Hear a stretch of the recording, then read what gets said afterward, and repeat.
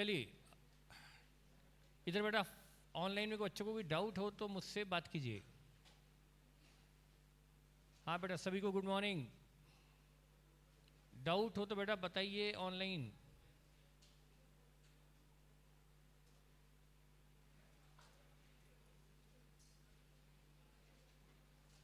Telegram group में नहीं है तो बेटा मैं क्या करूँ? मैंने तो आपकी शर्तें डाली थी अच्छे बच्चों के लिए कि सारे टेस्ट दो वगैरह।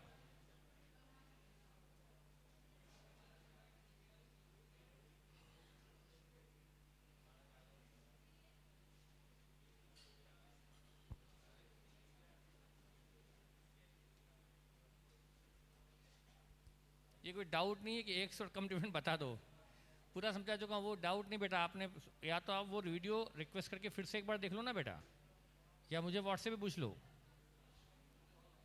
वो डाउट नहीं, वो तो चैप्टर का रिवीजन बोल रहे हैं आप कि वो 100 और कम डिविडेंड बता दो। वैसे एग्जाम में काम आता सिर्फ वही है कि हमेशा कम डिविडेंड वाले क्वेश्चन आते हैं, इसलिए ज़्यादा आप लोड मत लो। हमेशा एग्जाम में कम डिविडेंड ही आता है, मतलब डिविडेंड खरीदने वाले को मिलता है, बस एक डिविडेंड काम ही नहीं आएगा आपको। ठीक है, 8:15 हम स्टार्ट कर सकते हैं। तो हमारा चैप्टर इन्वेस्टमेंट, और उसमें हमने स्टार्ट किया है इन्वेस्टमेंट इन इक्विटी शेयर्स, और उसमें हमने पढ़ा है बेसिक रिगार्डिंग डिविडेंड। और डिविडेंड का बेसिक क्या पढ़ा?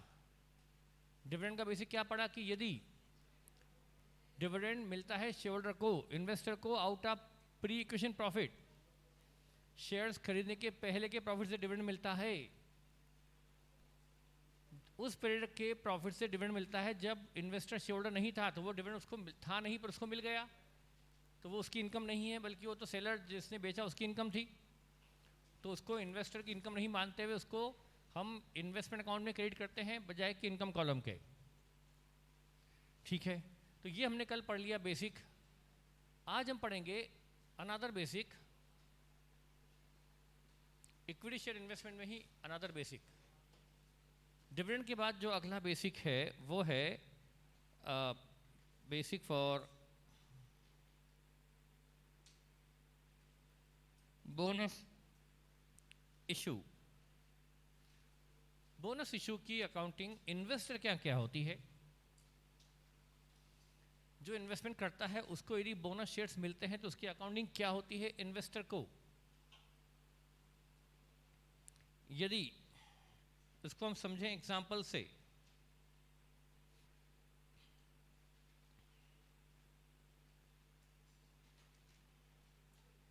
An investor purchased 3,000 equity shares of X Limited at the rate of rupees 130 each, face value 100, on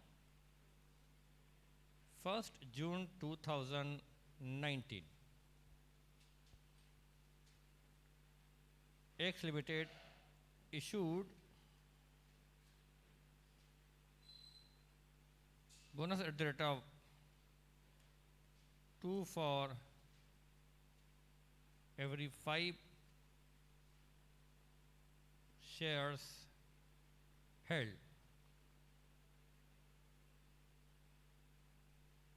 Investors sold 1,600 shares at the rate of 125 on, अच्छा ये डेट लिखना भूल गया, x limited issued bonus eight the rate of 2 for every 5 share held on 1st July 2019 और 1st August 2019. Prepare investment account.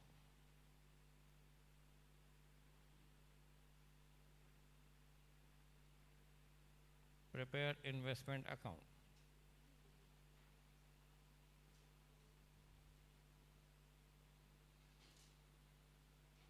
हमें बनाना है investment account. बेटा बहुत सारी बेंचेस खाली पड़ी रहती है और बच्चे ज़्यादा क्वांटिटी में एक बेंच पे बैठेंगे तो हमें दिक्कत होगी। कोशिश करें सारी बेंचेस को यूज़ करें। बेंचेस लगवाई इसलिए ज़्यादा गई है कि हम कोशिश करें कि हमारी डिस्टेंसिंग क्लियर कर दिखाई दे। जितना ध्यान हम रख रहे हैं शायद ही कोई कोचिंग इतना ध्यान रख पाती होगी सैनिटेशन वगैरह सारी चीज़ों को लेकर के। फिर भी नगर निगम है, आप पेपर में डेली देखते हैं कि रोज क्या हो रहा है। तो क्या ये क्वेश्चन आपने नोट कर लिया? बोनस शेयर मिले हैं 3 के बदले 5 के बदले 2 शेयर्स। बोनस शेयर जब मिले होंगे इन्वेस्टर को तो बोनस शेयर की इन्वेस्टर को कॉस्ट क्या रही? 0। इन्वेस्टर को इस बोनस शेयर को रिसीव करने के लिए 1 रुपया भी देना नहीं पड़ा। 1 रुपया भी देना नहीं पड़ा, 0 कॉस्ट। और हमारा अकाउंटिंग का कॉस्ट कंसेप्ट क्या कहता है? Everything should be recorded at cost. Historical cost concept पे चलती है हमारी अकाउंटिंग। हमारी अकाउंटिंग जो ट्रेडिशनल अभी चली आ रही है वो चलती है हिस्टोरिकल कॉस्ट ग्राउंड पर, यानी everything should be recorded at cost. Cost per चलना चाहिए। जब इस बोनस शेयर की कॉस्ट 0 है तो इसकी अकाउंटिंग भी होगी 0। मतलब इस बोनस शेयर का रिसिपिएंट प्राप्त करता, हाँ जो कंपनी बोनस शेयर इशू करती है वो तो एंट्री करेगी बोनस इशू की, reserve surplus debit to share capital वगैरह, जहाँ से वो बोनस शेयर इशू करेगी। लेकिन जो रिसिपिएंट है यानी इक्विटी शेयरहोल्डर जिसको ये बोनस शेयर मिलेंगे उसके लिए इसकी कॉस्ट 0 है और 0 कॉस्ट पे अकाउंटिंग कैसे हो सकती है? तो रिसिपिएंट को जब ये बोनस शेयर मिलेंगे तो वो कॉस्ट कॉलम में कोई एंट्री नहीं मारेगा क्योंकि उसकी कॉस्ट तो 0 है। लेकिन नंबर ऑफ शेयर तो बढ़े ना, नंबर ऑफ शेयर तो बढ़ गए ना, और नंबर ऑफ शेयर बढ़ गए without any cost. Number of share बढ़ गए विदाउट एनी कॉस्ट। इससे इन्वेस्टर की कॉस्ट पर शेयर डाइल्यूट हुई या नहीं हुई? इन्वेस्टर को एडिशनल इक्विटी शेयर मिल गए विदाउट एनी कॉस्ट तो उसके नंबर ऑफ शेयर बढ़ गए लेकिन कॉस्ट वही की वही रही। उससे क्या इंपैक्ट होगा? जरा CA foundation student, CA foundation नहीं, CA foundation pass out student, क्या इफेक्ट होगा उस इन्वेस्टर की बुक्स में? Total cost will not change but cost per share will reduce, will dilute. ये आपके सामने मैं शो करता हूँ। कॉस्ट पर शेयर कम हो जाएगी, कॉस्ट पर शेयर डाइल्यूट हो जाएगी, लेकिन टोटल कॉस्ट वही रहेगी। तो इन्वेस्टर की कॉस्ट में कोई एंट्री नहीं होगी, इन्वेस्टर अपने यहाँ कोई एंट्री पास नहीं करेगा, सिर्फ नंबर ऑफ शेयर बढ़ा देगा। नंबर ऑफ शेयर कॉलम मतलब फेस वैल्यू कॉलम, लिखो समझो। देखिए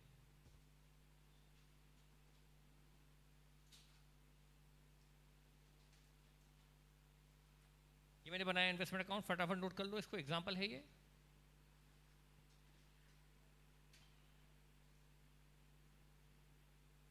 डेट,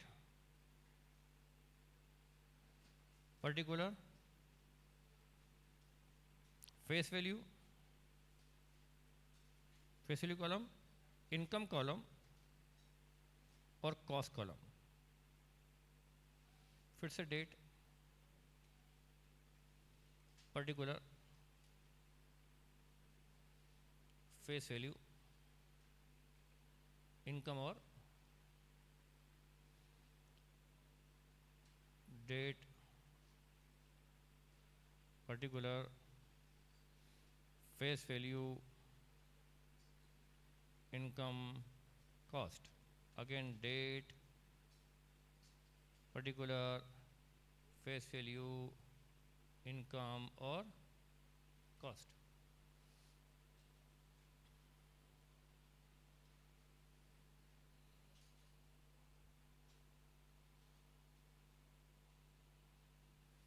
इसको इनकम ट्रीट नहीं कर सकते, बगैर 1 रुपये भी जेब में इनकम कैसे ट्रीट करोगे? क्या एंट्री करोगे? तो देखिए बेटा, सबसे पहले इस इन्वेस्टर ने शेयर्स खरीदे। मुझे लगता है कि आपने अभी नोट नहीं किया, या मेरी स्पीड बहुत अच्छी है और आप लोग की स्पीड बिल्कुल कम, इसलिए आप नोट कर ही नहीं पाते। हाँ कर लिया, ठीक है।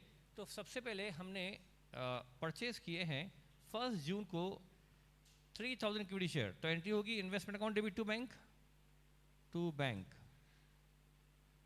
1 जून 19 को हमने खरीदे 3000 शेयर्स और एक की फेस वैल्यू 100 रुपीज़ है, तो यहाँ पर 3 लाख रुपीज़ आ जाएगा फेस वैल्यू में। 3000 मतलब 3 लाख रुपीज़ की हो गई फेस वैल्यू। 3 लाख की फेस वैल्यू की शेयर खरीदी। और ये face value column main column नहीं है, ये एक रफ कॉलम है, ये एक मेमोरेंडम कॉलम है। इसमें अकाउंटिंग नहीं होती, सिर्फ इन्फॉर्मेशन के लिए इसको लिखा जाता है। फेस वैल्यू की अकाउंटिंग थोड़ा होती है, कॉस्ट की अकाउंटिंग होती है। 130 रुपीज़ में खरीदा है तो 3,90,000 हो गई कॉस्ट। ये कॉलम है इन्वेस्टमेंट अकाउंट का मेन कॉलम। मेन कॉलम तो ये है, जो इन्वेस्टमेंट टू बैंक एंट्री की है वो तो इस कॉलम के लिए की है 390 के लिए। फेस वैल्यू कॉलम तो रफ में मेमोरेंडम बेसिस पर बनाया गया है, जस्ट फॉर इन्फॉर्मेशन। तो अब ये तो खरीदने की एंट्री हो गई।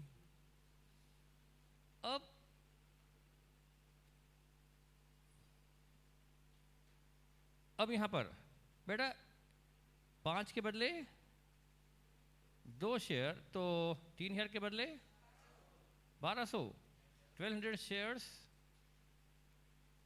As bonus. 1200 शेयर्स बोनस में मिले। और बेटा 1200 शेयर बोनस में मिले, इसकी क्या अकाउंटिंग करूं मैं? कॉस्ट 0 है तो अकाउंटिंग भी 0 होगी, कॉस्ट 0 तो अकाउंटिंग भी 0।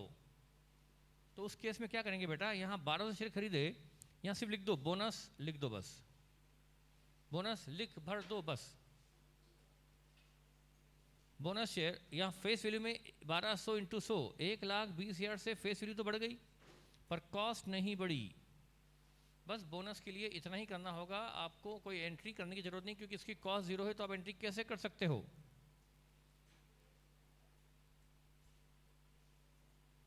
तो ये हमने सिर्फ बोनस शेयर लिख दिए 1200। अब नंबर ऑफ शेयर हमारे पास 3000 थे और हो गए 4200। पहले हमारे पास 3000 शेयर थे और 3000 शेयर की कॉस्टिंग थी 390। जैसे बेटा आप मार्केट में 2 शर्ट खरीदने गए, आपने 2 शर्ट्स खरीद लिए या 2 प्रोडक्ट खरीद लिए eight the rate of 1500 each, तो 3000 आपकी कॉस्टिंग हो गई। आपसे कोई पूछे कि एक शर्ट कितने में पड़ा, तो क्या कहोगे? 1500। लेकिन दुकानदार ने बताया कि आपको एक शर्ट गिफ्ट में दिया जा रहा है क्योंकि आपने 2 शर्ट खरीदे, उसने एक शर्ट और दे दिया।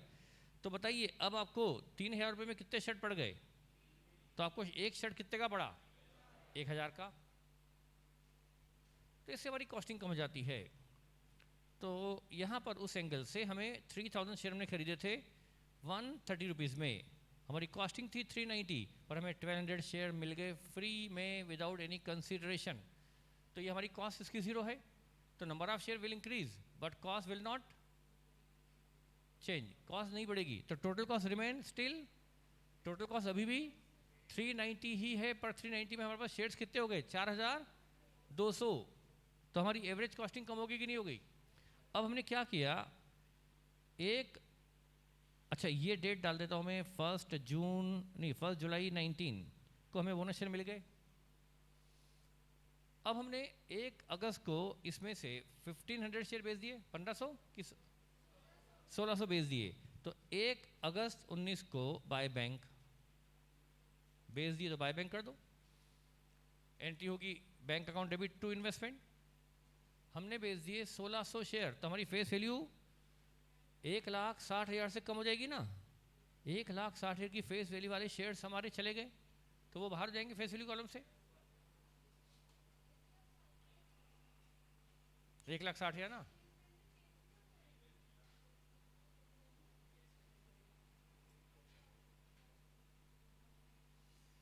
$1,600 शेयर बिक गए, तो 1,600 शेयर हमारे से चले गए। 1,600 शेयर जो चले गए उसकी फेस वैल्यू क्या है? 160। तो 160 की फेस वैल्यू के शेयर गए, तो उसको हम हमारे फेस वैल्यू कॉलम से आउट कर दें। अच्छा ये कितने में बिके? Eight the rate of 125। 2 lakh रुपए सेल प्रोसीड रही हो, यहाँ क्रेडिट कर दिया बाय बैंक करते हुए।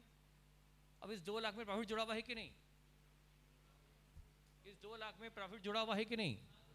वो प्रॉफिट अभी इस इन्वेस्टमेंट के सेल पर जो प्रॉफिट हुआ है, क्योंकि हमारी कॉस्टिंग तो और कम हो गई थी, एवरेज कॉस्टिंग काफ़ी कम हो गई थी ना बोनस के बाद। हमने नहीं खरीदे 130 में थे ना, खरीदे 130 में थे और बेचे 125 में, तो हमें लॉस हो गया। हाँ लॉस हो गया। हाँ लॉस हो गया, बच्चों ने हाँ भी कर दी, क्योंकि वो बेहोशी की आलम में है अभी भी। एक्चुअल में प्रॉफिट हुआ है, लॉस नहीं हुआ। हमें 1200 शेयर बोनस में मिलने से हमारी एवरेज कॉस्टिंग कम हो गई थी, वो 130 से घटकर काफ़ी कम हो गई थी। तो यदि 3,900 डिवाइड बाय करो 4,200 शेयर, 3,90,000 कॉस्ट हो गई थी 4,200 शेयर की, तो पर शेयर कॉस्टिंग क्या हो गई थी घटकर 92.857 और बिक गए 125 में। तो हमें तो प्रॉफिट ही हुआ ना ज़बरदस्त। और वो प्रॉफिट अभी इन्वेस्टमेंट अकाउंट की क्रेडिट में रखा हुआ है, वो प्रॉफिट अभी इन्वेस्टमेंट की क्रेडिट 2 लाख में रखा हुआ है। तो प्रॉफिट अभी चूंकि इन्वेस्टमेंट की क्रेडिट में है, तो उसको इन्वेस्टमेंट अकाउंट से डेबिट करके प्रॉफिट अकाउंट में क्रेडिट करो। तो 2 प्रॉफिट ऑन सेल 1 अगस्त 19 को एक प्रॉफिट अकाउंट खोल दो, प्रॉफिट ऑन सेल, और वो प्रॉफिट ऑन सेल अकाउंट खुलेगा और वो ईयर एंड में जाएगा प्रॉफिट एंड लॉस में। ये प्रॉफिट ऑन सेल अकाउंट खुलेगा 1 अगस्त को और वो जाएगा पीएल में, ईयर एंड में पीएल में जाएगा। तो ये प्रॉफिट हमें निकालना पड़ेगा वर्किंग नोट नंबर 1 से। प्रॉफिट कितना हुआ? तो वर्किंग नोट नंबर 1, अच्छा वर्किंग नंबर 1 तो बोनस का था। वर्किंग नंबर 2 जो भी है, cell proceed of 1600 shares rupees 2 lakh less cost of 1600 shares sold.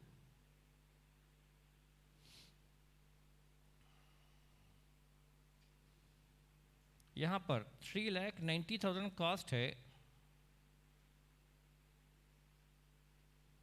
4,200 shares की, तो 1600 शेयर्स की कितनी कॉस्ट? 148,571 हमारी एवरेज कॉस्टिंग गई। तो प्रॉफिट तो ज़बरदस्त आ गया, प्रॉफिट आ गया 51429 का प्रॉफिट आ गया। यस विदुषी ने सबसे, विदुषी हिमांशी, इन्होंने प्रॉफिट तुरंत बता दिया। क्या हुआ? आप लोगों ने कहाँ बताया? प्रॉफिट बता दिया था, तो ये प्रॉफिट आ गया। पर इसमें एक बात आपने ध्यान दी होगी, क्या ध्यान दी, क्या बात नोट करने लायक है यहाँ पर?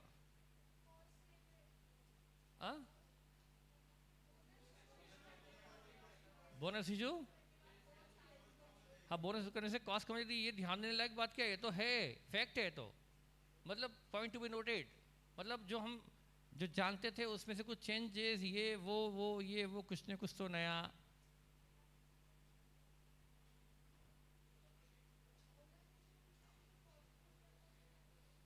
बोनस इशू मैंने आपको बताया कि हमने 2 शेयर खरीदे और बाद में तीसरा शेयर हमको गिफ्ट मिल गया, तो हमारी एवरेज कॉस्टिंग कम हो जाती है पर शेयर। ऐसे ही हमको 3,000 शेयर खरीदे थे, 1200 शेयर फ्री में मिल गए, तो उससे हमारी कॉस्टिंग 3,90,000 कॉस्ट जो पहले 3,000 शेयर की हुआ करती थी, वही कॉस्टिंग हो गई अब 4,200 शेयर की। तो इससे एवरेज कॉस्टिंग कम हो गई। अब मैं जो बताना चाहता हूँ, जो बोलना चाहता हूँ, जो पॉइंट टू बी नोटेड है, जो आपके पुराने सोच से हटकर है, पुरानी टेक्निक से हटकर है, वो क्या है? वो ये है कि आपने यहाँ पर फीफो यूज़ किया या एवरेज, वेटेड एवरेज। मैं ये बात पर गौर करवाना चाहता था कि आपने फीफो यूज़ किया है या वेटेड एवरेज। बेटा फीफो में क्या होता? फीफो होता तो आप क्या मानते कि जो 1,600 शेयर बिके हैं वो किस में से बिके हैं? यदि 1,600 शेयर बिके वो क्या मानते? फीफो मानते। तो 3,000 में से बिके, तो फिर कॉस्टिंग क्या आती? अलग आती कि नहीं आती? आती कि नहीं आती? तो फिर तो अलग चली जाती, उसमें तो लॉस होता। और अभी तो हमें लॉस होता, ठीक है, पर हमने यहाँ पर फीफो यूज़ करने की बजाय क्या यूज़ करी? वेटेड एवरेज यूज़ करी है। Total cost divide by total weight. क्या वेटेड एवरेज तो आप जानते होंगे, आई होप कि आप जानते होंगे। हे भगवान मुझे बचा ले। आप बच्चे हाँ कर देंगे, हाँ सर वेटेड एवरेज आती नहीं, तो मुझे वेटेड एवरेज समझानी पड़ेगी। बोलो जानते हैं? ऑनलाइन वाले बच्चे बोलते हैं हाँ जानते हैं, वेटेड एवरेज फीफो लीफो सब जानते हैं। तो हमने क्या यूज़ किए है? 390 कॉस्ट है, पूरे 3,000 प्लस 4,000 1200 शेयर की, 4,200 की हमने यहाँ पर यूज़ की है वेटेड एवरेज।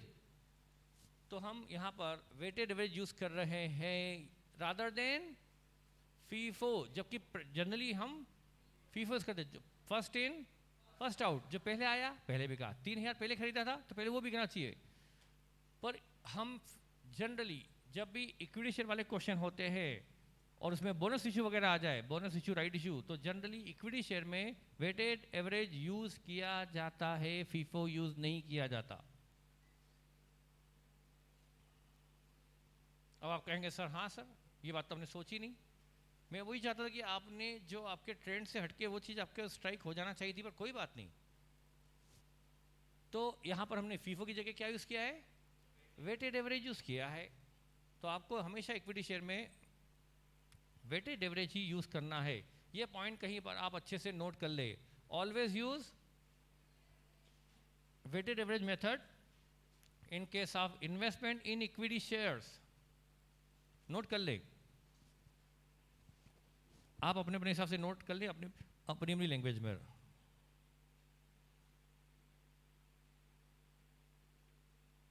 assumption of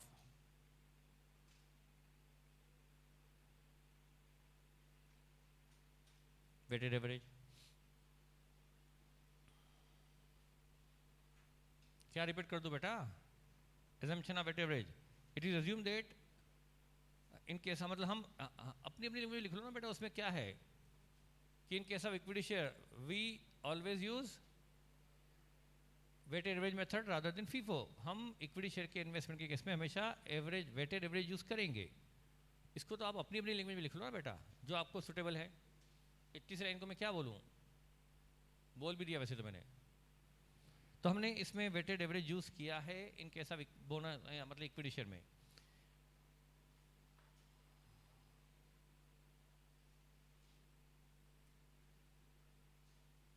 ऐसा कभी भी नहीं कहेगा क्वेश्चन कि आपने कौन से वाले शेयर बेचे हैं,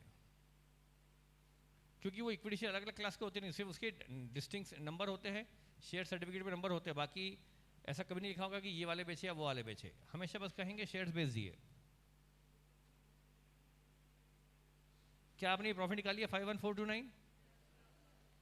तो अभी ये 5149 प्रॉफिट यहां से डेबिट कर कर प्रॉफिट अकाउंट में क्रेडिट किया जाए बस, और निकाल दिया जाए इन्वेस्टमेंट अकाउंट का क्लोजिंग बैलेंस 31 मार्च 20 को बाय बैलेंस। आपके पास 4,20,000 की फेस वैल्यू में से 160 के बिक गए, 2 लाख की फेस वैल्यू के बचे हुए हैं। इसकी बैलेंसिंग फिगर मतलब कॉस्ट है कि 241,429 हमारी बैलेंसिंग फिगर आ गई।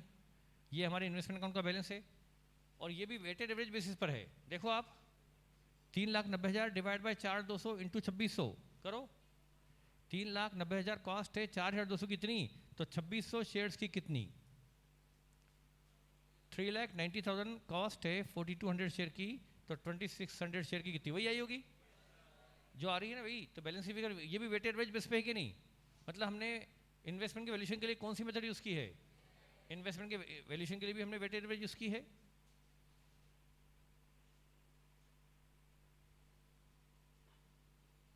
Any doubt?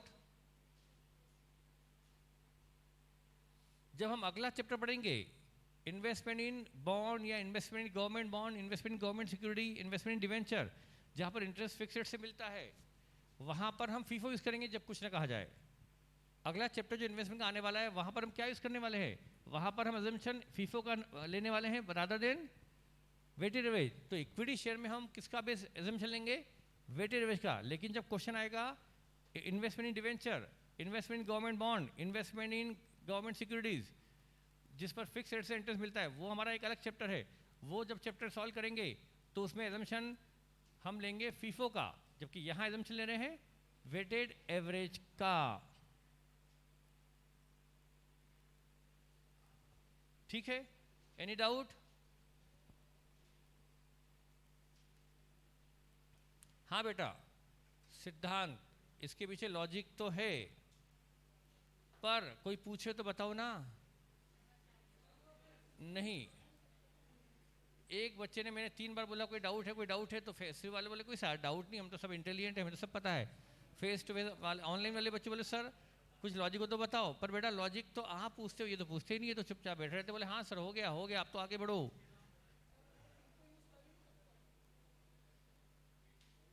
इसमें फीफो में एक दिक्कत आती है, वो मैं समझाने की कोशिश करता हूँ।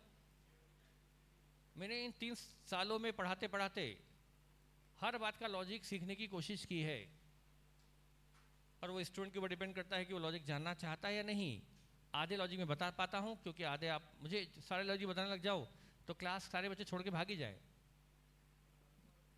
जो बहुत जरूरी होती है बता देता हूँ। तो इसका लॉजिक भी कुछ तो है कि हमने क्यों इक्विटी शेयर में यूज़ किया है वेटेड एवरेज, और जबकि बाकी सब में हम फीफो यूज़ करते हैं। उसकी वजह है कि इन्वेस्टर की एक टैक्स प्लानिंग भी होती है।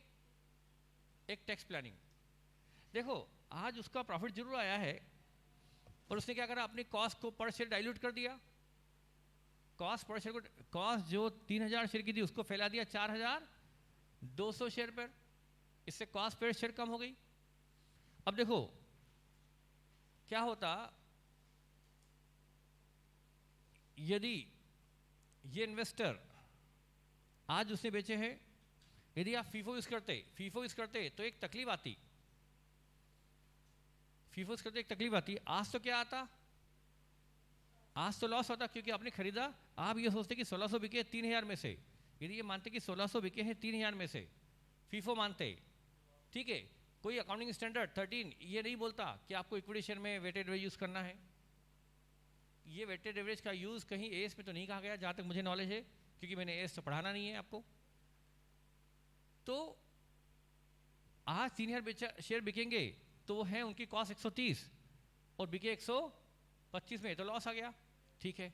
लेकिन ये तो ठीक है, लॉस आ गया, सेटअप मिल जाएगा आपको लॉस का प्रॉफिट वगैरह में। लेकिन जब ये 3000 शेयर बिक जाएंगे, उसके बाद जब 1200 शेयर बिकेंगे, 1200 शेयर बिकेंगे तो उसकी सेल प्रोसीड ही प्रॉफिट हो जाएगी कि नहीं हो जाएगी? क्योंकि उसकी सेल प्रोसीड जो भी होगी उसकी, और कॉस्ट जीरो लोगे आप उसकी, तो entire cell proceed will become profit. उससे हमारा टैक्स उस साल में इनकम टैक्स बहुत ज़्यादा बढ़ेगा नहीं बढ़ेगा। और यहाँ पर आपने कॉस्ट डाइल्यूट कर दी, कॉस्ट को 4200 शेयर में फैला दी, तो प्रॉफिट तो आएगा, पर प्रॉफिट थोड़ा थोड़ा हर साल आएगा। और यहाँ पर पूरा 1200 शेयर पर पूरा प्रॉफिट एक ही साल में आ जाता, आएगा कि नहीं आएगा? अभी आपने देखो यहाँ पर प्रॉफिट थोड़ा आया है, लेकिन थोड़ा आया, बाकी प्रॉफिट कब आएगा? यहाँ अभी प्रॉफिट थोड़ा आया, थोड़ा प्रॉफिट बाद में आएगा। और यदि आप फीफो यूज करते हैं तो 1200 शेयर की सेल प्रोसीड ही क्या होती? आपका प्रॉफिट होती, क्योंकि 1200 शेयर की कॉस्ट क्या मानते हैं उस वक्त? जब 1200 शेयर बिकते तो उसकी सेल प्रोसीड तो होती, पर उसकी कॉस्ट क्या होती? जीरो। तो प्रॉफिट क्या होता? सेल प्रोसीड ही हमारा प्रॉफिट हो जाता। अब सेल प्रोसीड ही प्रॉफिट हो जाए तो आप सोचो प्रॉफिट कहाँ पहुँच जाएगा उस साल? उससे इनकम टैक्स उस साल पर्टिकुलरली उस ईयर में ज़्यादा आ जाएगा। उससे वो इनकम टैक्स की हायर स्लैब में पहुँच सकता है, और हायर स्लैब में पहुँचने से उसको टैक्स बहुत ज़्यादा लग सकता है। तो शायद इसलिए, कहीं लिखा हुआ नहीं है पर यह लगता है कि इसलिए इन्वेस्टमेंट सेक्टर में इन्वेस्टर के बेनिफिट पॉइंट ऑफ व्यू से ये प्रेफरेबल रहेगा कि हम फीफो की बजाय वेटेड एवरेज यूज़ कर ले इन केस ऑफ इक्विटी शेयर। बस ये लॉजिक मैंने बता दिया। अब ये लॉजिक दूसरी बार में समझाना मेरे लिए पॉसिबल नहीं किसी को भी। हाँ, जनरली क्या बेटा एग्जाम में क्वेश्चन आएगा, बोनस शेयर नहीं आएगा तो बचा क्या क्वेश्चन में? डिविडेंड, बोनस शेयर और राइट इशू, 3 चीज़ होती है। बोनस शेयर नहीं देगा तो क्वेश्चन बनेगा ही क्या? तो हर क्वेश्चन में बोनस शेयर वगैरह होंगे ही सही। इसलिए हमको ये मान लेना चाहिए कि हमें इन्वेस्टमेंट के चैप्टर में, इन्वेस्टमेंट इक्विटी शेयर के चैप्टर में वेटेड एवरेज यूज़ करना चाहिए। ये मैंने बता दिया आपको, ठीक है। तो हमने वहाँ पर यही वेटेड एवरेज यूज़ किया, लॉजिक बता दिया, उतना काफ़ी है, ठीक है बेटा। चलो ये हो गया। तो ये हमने बोनस इशू के बारे में समझा कि बोनस इशू कॉस्ट कॉलम में कुछ नहीं लिखा जाता, लेकिन फेस वैल्यू कॉलम में लिखा जाता है, और बाद में सेल करने पर हम वेटेड एवरेज यूज़ करके कॉस्ट पर शेयर को डाइल्यूट कर देते हैं। उससे हमारा प्रॉफिट कई सालों में फैल जाता है। प्रॉफिट पूरे 1200 शेयर पे पूरा आने के बजाय पूरे 4200 शेयर पे फैल जाएगा, नहीं भाई? जो प्रॉफिट आएगा वो भी पूरे 1200 शेयर पे इकट्ठा आएगा, या 4200 शेयर पे फैल जाएगा वो प्रॉफिट भी? वो प्रॉफिट 4200 शेयर पे फैल जाएगा। इसलिए इन्वेस्टर किसी एक साल में हायर टैक्स ले में नहीं जाएगा, जो भी रीज़न हो। ये हमने पढ़ा, ये समझा। चलिए बेटा, अब बाकी इनकम टैक्स पॉइंट से बाद में देखेंगे। अब बेटा ये था हमने पढ़ा बोनस इशू की अकाउंटिंग क्या होती है। इससे ज़्यादा बोनस इशू में कुछ होता ही नहीं है। अब इसके बाद आता है right issue. Right issue,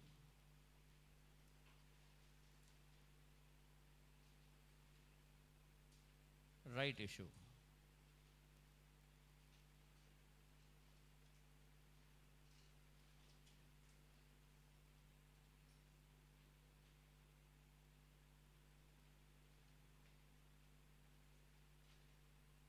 option given to existing equity shareholders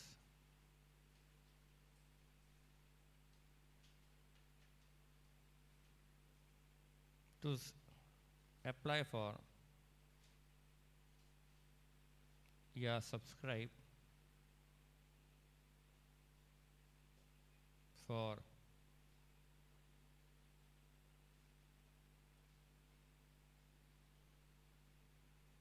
additional equity shares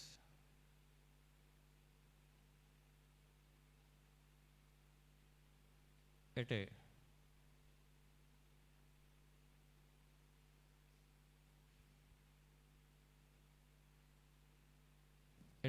additional equity share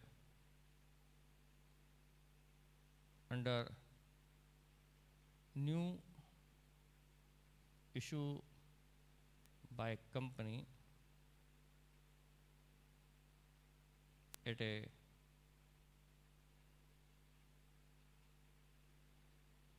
offered price, जो प्राइस ऑफर की गई है उस प्राइस पर।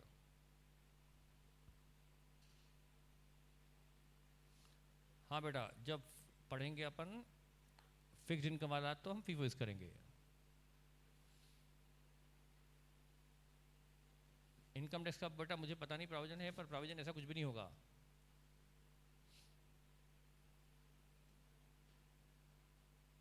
बेटा वो इनकम टैक्स की बात मुझे क्या पता।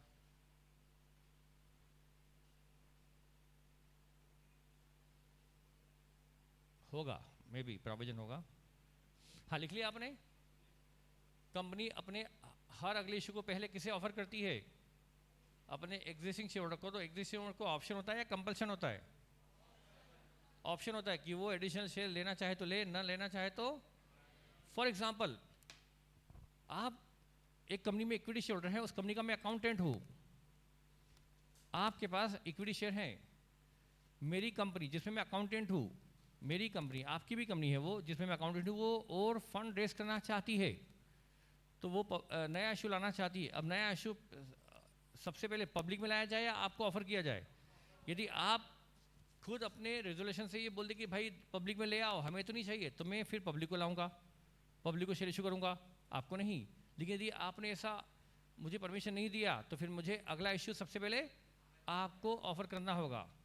तो मैंने आपको एक ऑफर दिया कि जिसके पास 5 शेयर है, यदि तो वो 2 शेयर के लिए अप्लाई कर सकता है अंडर राइट इशू। हर 5 के बदले 2 शेयर खरीदने का उसे अधिकार है। हाँ फेस वैल्यू 100 है, पर मेरी कंपनी इशू 120 में करेगी, इशू करेगी प्रीमियम पर। ऐसा नहीं कि 100 का 100 पे देना, ये मेरे लिए कंपल्सन नहीं है। मैं 100 का शेयर 102, 105, 120, 150, 180, 200, 300, 400 किसी में भी इशू कर सकता हूँ, वो मेरा अधिकार कि क्या प्राइस इशू प्राइस हो। लेकिन पहला इशू मुझे सबसे पहले आपको, मतलब अगला इशू मुझे पहले आपको ऑफर करना पड़ेगा। यही होता है, ये मेरा ऑब्लिगेशन है और ये आपका राइट है। इस राइट को ही बोलते हैं pre emptive right of equity share holder. और उस राइट के तहत मुझे आपको हर अगला इशू पहले आपको ऑफर करना होगा। हाँ इशू प्राइस मेरा ऑप्शन है कि मैं क्या इशू प्राइस रखता हूँ, ठीक है। अब मैंने आपको क्या बोला कि जिसके पास 5 शेयर है वो 2 शेयर के लिए सब्सक्राइब कर सकता है, अप्लाई कर सकता है, और उसे मैं उसको 5 के बदले 2 शेयर देने के लिए बाउंड हूँ। आपके लिए ऑप्शन है, पर मेरे लिए तो बाउंडेशन है कि मुझे आपको 5 के बदले 2 शेयर, यदि आप अप्लाई करेंगे, सब्सक्राइब करेंगे 120 रुपये प्रति शेयर, तो मुझे आपको 2 शेयर देने ही पड़ेंगे फॉर एवरी 5 शेयर हेड। अच्छा आपके पास 5 शेयर थे, मान लो 5 शेयर पर आपको अधिकार कितने का मिल गया? 5 शेयर के बदले 2 शेयर, तो 5 शेयर पर आपको 2000 शेयर का ऑप्शन मिला कि आप 2000 शेयर 120 रुपये देकर कंपनी से खरीद सकते हैं। ठीक है भाई, ये आपको राइट आया, एक लेटर ऑफ राइट मिलेगा आपको, एक लेटर आएगा आपके पास, और वो लेटर मैं इशू करूंगा कि आपके पास हर 5 शेयर के बदले आप 2 शेयर सब्सक्राइब कर सकते हैं 120 में, और ये लास्ट डेट है। अब आपको यहाँ पर 3 आपके पास तीन ऑप्शन बचते हैं। तीन ऑप्शन, या तो क्या करो, पूरे 2000 शेयर खरीद लो मुझसे कंपनी से 120 रुपये देकर, मतलब आपने उस राइट को एक्सरसाइज कर लो, आप उस राइट उसके लिए मनी सब्सक्राइब कर दो, 2000 शेयर इंटू 120, 2,40,000 का चेक मुझे दे दो और मैं आपको 2000 शेयर कंपलसरी इशू कर दूंगा 120 की प्राइस पर। एक ऑप्शन तो ये है। या अब दूसरा ऑप्शन ये है कि आपको लग रहा है कि नहीं यार 120 में कंपनी दे रही है, नहीं लेना हमें, तो वो रीज़न कुछ भी हो सकता है। क्यों नहीं लेना भाई? हो सकता है आपको डर हो कि आज रेट कंपनी दे रही है 120 में, पर फ्यूचर में इसका रेट 112 होने वाला है, ऐसा सुन रहे हैं मार्केट में। इस फ्यूचर में इसका रेट घटते घटते 112 हो जाएगा, ऐसा प्रेडिक्शन है कुछ लोगों का। तो आपको क्या डर है कि अभी 120 में खरीदा और बाद में इसके रेट 112 हो गए, तो मतलब क्या खरीदने का, 8 रुपये का आपको क्या हो जाएगा, लॉस हो जाएगा, तो आप नहीं खरीदोगे। तो आपको नहीं खरीदना, रिजेक्ट द ऑफर, कुछ मत करो, बैठे रहो घर पर, ऑफर को रिजेक्ट कर दो, उस लास्ट डेट तक सब्सक्राइब के लिए मनी पे मत करो, अपने आप आपका ऑप्शन लैप्स हो गया। दूसरा ये था। और तीसरा है कि आप वो राइट जो आपको मिला है 2000 शेयर्स को 120 सब्सक्राइब करने का, वो राइट आप किसी को ट्रांसफ़र भी कर सकते हो, राइट उसको बेच भी सकते हो, राइट रिनाउंसिएशन बोलेंगे उसको, कि आपने वो राइट किसी और के फेवर में ट्रांसफ़र कर दिया, रिनाउंस। अब रिनाउंसिएशन मतलब अपना राइट किसी को बेच देना, अधिकार किसी को दे देना। आपको शेयर्स नहीं लेने थे, या तो आपको खुद को लग रहा है कि भाई पता नहीं रेट क्या होंगे, या आपके पास फंड नहीं है 2,40,000 देने के लिए, तो आपने क्या किया, वो राइट किसी थर्ड पर्सन को बेच दिए कि भाई चल मैं तो अप्लाई नहीं कर रहा हूँ, तू अप्लाई कर दे, तू अप्लाई कर सकता है मेरी जगह पर, कंपनी को तू मनी भेज दे, तो मुझे उसको भी शेयर देने पड़ेंगे। क्योंकि जब मैं आपको लेटर ऑफ राइट इशू करूंगा तो ये लिख के दूंगा कि यू कैन सब्सक्राइब और you can transfer the right, ये मुझे राइट लेटर में लिखना ही पड़ेगा। तो या तो आप खुद शेयर सब्सक्राइब कर दो, या फिर आप राइट पूरा रिजेक्ट कर दो, या तीसरा ऑप्शन क्या है आपके पास, वो राइट किसी और के अधिकार में ट्रांसफ़र कर दो, वो लेटर पर साइन करके किसी और को दे दो। मान लो आपने वो लेटर साइन करके किसी थर्ड पर्सन को दे दिया, अब वो थर्ड पर्सन का इंटाइटल हो गया उस राइट के लिए, अब वो अप्लाई करेगा 120 रुपीज़ पर शेयर और मुझे उसको देने ही पड़ेंगे, मैं बाउंड हूँ। तो या तो मैं आपको दूंगा या आपके कहने पे किसी और को भी दे सकता हूँ, देना पड़ेगा मुझे। तो ये राइट जो आप बेचोगे किसी और के फेवर में, ये फ्री में नहीं बेचोगे, बल्कि इसके बदले आप कुछ अमाउंट लोगे। हाँ, शेयर का कंट्रोल लाइट हो जाएगा, डेफिनेटली हो जाएगा। तो यदि उसको कंट्रोल बनाए रखना है तो वो शेयर्स खरीदे, यदि वो मनी पे नहीं कर सकता तो क्या करेंगे, तो तो अब उसने यदि वो 2000 शेयर का राइट किसी और को बेच दिया, मान लो कंपनी कितने पे दे रही है शेयर, 120 पर, करेक्ट, और आपने उसको राइट को 5 रुपये या 6 रुपये पर शेयर पे बेच दिया, कितने रुपए लेकर, 6 रुपये पर शेयर पर वो राइट किसी और व्यक्ति को बेच दिया, तो आपको कितना मिल गया, 2000 शेयर इंटू 6 रुपीज़, 12,000 आपको मिल गया वो लेटर पे सिर्फ साइन करने का। और 12,000 का जो मिला आपको consideration on sale of right, 12,000 क्या कहा जाएगा, consideration on sale of right. ये 12,000 का क्या अकाउंटिंग ट्रीटमेंट होगा मैं आपको बताऊंगा आपके लिए, लेकिन ये मैंने आपको सिर्फ ऑप्शन बताए हैं अभी तो, कि you can exercise the option, you can reject the offer, you can transfer the offer eight A consideration. तो वो जो आपको मिला कंसीडरेशन, उसकी अकाउंटिंग क्या होगी मैं बताऊंगा। या उसका आप आधा आधा भी कर सकते हो, आधा अप्लाई कर दिया, आधा राइट बेच दिया, 1500 शेयर के लिए अप्लाई कर दिया, 500 का राइट बेच दिया, वो जो भी हो, पर मैंने 3 ऑप्शन बता दिया, आपको समझ सकते हो, पार्टली भी पॉसिबल है, डेफिनेटली पार्टली भी पॉसिबल है। अब वो जो व्यक्ति है, बताओ जिसको आपने वो शेयर बेचा, शेयर नहीं बेचा, वो लेटर ऑफ राइट उसको साइन करके दे दिया 5-6 रुपये प्रति शेयर लेकर के, अब वो कंपनी को कितने रुपए देगा, वो शेयर लेने के लिए कंपनी को पर शेयर कितना देगा, 120 देगा। उसको शेयर कितने में पड़ा, 126 में पड़ा, क्योंकि उसने 6 रुपये तो आपको दिए और 120 वो कंपनी को देगा, तो उसको शेयर पड़ेगा 126 पर। हो सकता है मार्केट रेट इस वक्त चल रहा है 130, हो सकता है 130, 135, जो भी चल रहा हो, पर जो भी मैंने बताया ये है रिगार्डिंग राइट इशू। अब इसकी अकाउंटिंग कैसे करनी है in the books of investor. तो देखिए, राइट का मतलब समझ में तो आ गया आपको, ये लिखूं क्या 3 option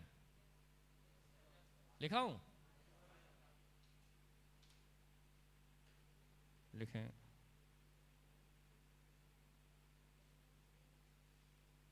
three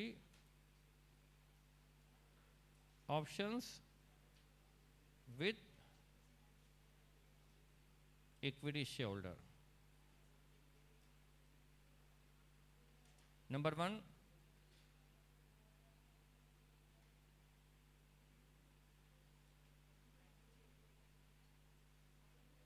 can exercise the option, that is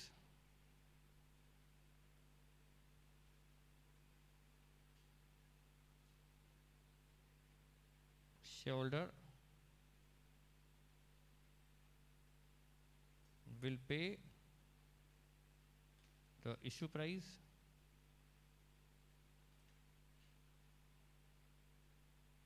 to company to purchase the shares offered by company।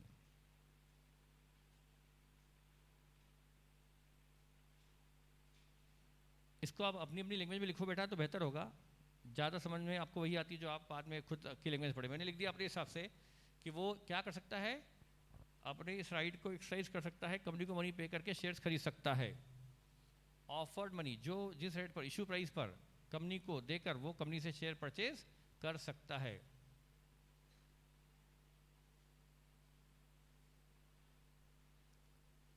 कोई भी अपने शेयर फ्री में क्यों बेचेगा, अपना राइट किसी और को फ्री में क्यों देगा? एक तो ये हो गया शेयर होल्डर कैन, दूसरा share holder can reject the offer.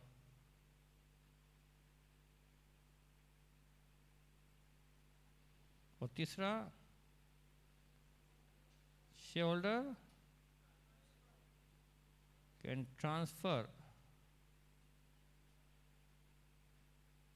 The right.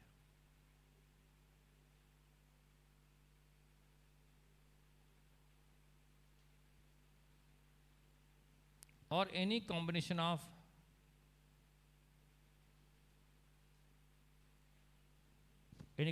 above 3, या थोड़ा ये थोड़ा ये थोड़ा ये।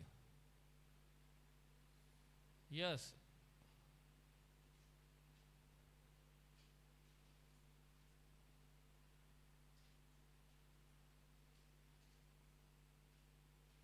एक 120 प्राइस तनीश, 120 प्राइस में कंपनी दे रही है, मार्केट प्राइस 120 थोड़ा है।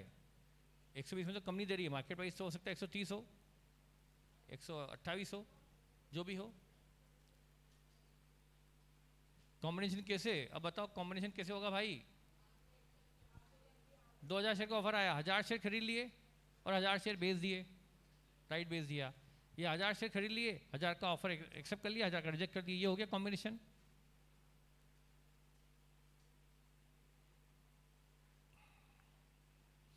या फिर तो ट्रांसफर समझ में आया आपको? अच्छा, जैसे आपको मान लें आप एग्जिस्टिंग इक्विटी शेयर होल्डर है, आपके पास लेटर आता है 2000 शेयर का, आप नहीं खरीदना चाहते तो आप ये लेटर किसी और को बेच सकते हैं, ट्रांसफर कर सकते हैं। यदि कंपनी कितने पे दे रही है शेयर? 120 पर। सामने वाला कब खरीदेगा आपका लेटर? ये कब खरीदेगा? जब मार्केट रेट 120 चल रहा होगा क्या? कंपनी कितने पे दे रही है? 100 पर, मार्केट रेट 130 है, मार्केट रेट 130 है, तो आप ये लेटर बेचोगे किसी को तो क्या फ्री में बेच दोगे? आपने 6 रुपया प्रति शेयर लिया उस व्यक्ति से, तो 6 रुपये प्रति शेयर लिया उस व्यक्ति से और आपने 2000 शेयर पूरे के पूरे 2000 शेयर का राइट बेच दिया, शेयर्स नहीं बेचे, 2000 शेयर खरीदने का अधिकार आपने दे दिया किसी और व्यक्ति को 6 रुपये प्रति शेयर लेकर के।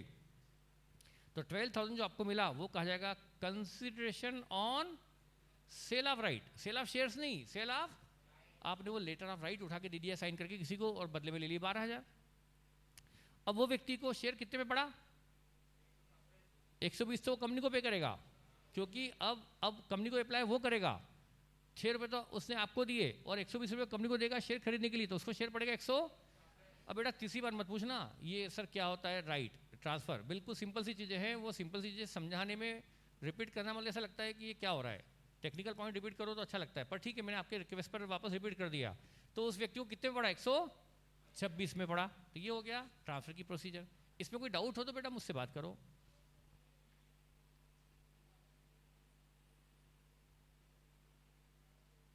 हाँ डेफिनेटली शेयर होल्डर खुद डिसाइड करेगा ना बेटा, और कौन डिसाइड करेगा? शेयर होल्डर की बीवी डिसाइड करेगी, और कौन करेगा?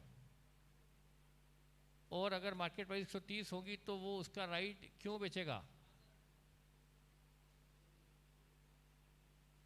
ये एक ऑनलाइन वाले बेच का क्वेश्चन कि सर 130 में जब मार्केट रेट है तो कोई व्यक्ति अपना राइट बेचेगा क्यों? उसके पास पैसा ही नहीं है। जैसे मैंने आपको कहा भाई खरीद लो 120 में, आपके पास पैसा नहीं है। एक कारण तो ये बताया था मैंने, पर एक कारण और बताया था।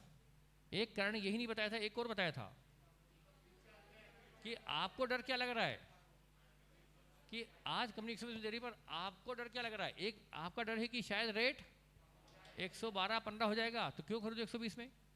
लेकिन उस सामने वाले व्यक्ति को क्या लग रहा है कि आज रेट 130 है, रेट और बढ़ेगा। एक ही टाइम पर एक व्यक्ति बढ़ने की सोचता है तभी तो मार्केट से शेयर खरीदता है, और एक व्यक्ति सोचता है कि रेट घटने वाले तभी तो बेचता है। वो एक बेचने वाला व्यक्ति क्या सोच के बेचता है? हमेशा मार्केट में शेयर की खरीदी बिक्री चलती रहती है। बेचने वाला क्या सोच के बेचता है कि रेट घटने वाला बेच दो, और खरीदने वाला क्या सोच के खरीदता है? बढ़ने वाला खरीद लो, ये तभी तो मार्केट चल रहा है। यदि सारे व्यक्ति एक चीज सोचेंगे तो शेयर मार्केट बंद हो जाएगा।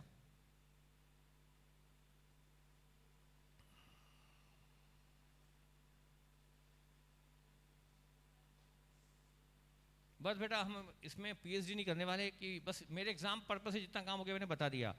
तो अब देखो वो व्यक्ति को शेयर कितने में पड़ा? 126 में। अब वो जब तक अप्लाई करेगा और जब तक उसको कंपनी शेयर अलॉट करेगी तब तक रेट 130 रहे जरूरी है क्या? आज रेट क्या चल रहे थे? जब कंपनी 120 में शेयर्स दे रही है अपने एग्जिस्टिंग शेयर होल्डर को, तब रेट क्या चला था मार्केट में? 120 130 बोला मैंने। 120 पे तो कंपनी अपना इश्यू ऑफर कर रही है, मार्केट रेट 130 है। तभी तो उस व्यक्ति ने 6 रुपये ज़्यादा देकर शेयर खरीद लिया, उसको शेयर पड़ा 126 में। अब वो अभी तो उसे राइट खरीदा है, फिर वो कंपनी को एप्लीकेशन मनी भेजेगा, फिर कंपनी उसको शेयर अलॉट करेगी। क्या उस दिन भी रेट 130 ही रहे जरूरी है क्या? इस प्रोसेस में महीना भर लग सकता है कि नहीं लग सकता है?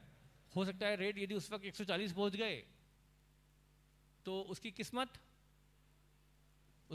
उसको शेयर खरीदा 126 में और बिक जाएगा 140 में, रिस्क उठाइए, प्रॉफिट हो जाएगा उसको। लेकिन कल को रेट 122 हो गए तो उसकी बदकिस्मती, होल्ड करेगा, रेट बढ़ने तक रखेगा या फिर जो भी है। तो मतलब ये तो शेयर मार्केट है, किसी को प्रॉफिट लॉस होता ही रहता है। तो ये मैंने आपको बता दिया रिगार्डिंग सेल ऑफ राइट। तो ये राइट। अब यहां पर यदि मैं कहूं कि एक तो मुझे आपको समझाने की जरूरत ही नहीं अकाउंटिंग क्या होगी। यदि इन्वेस्टर राइट को एक्सरसाइज कर लेता है, यानी 120 रुपीज देकर कंपनी से शेयर खरीद लेता है, तो इसमें मुझे आपको समझाने की जरूरत नहीं है। सिंपल परचेज वाली एंट्री कर दो। उसने मार्केट से खरीदने की बजाय किससे खरीद लिए? कंपनी से खरीद लिए।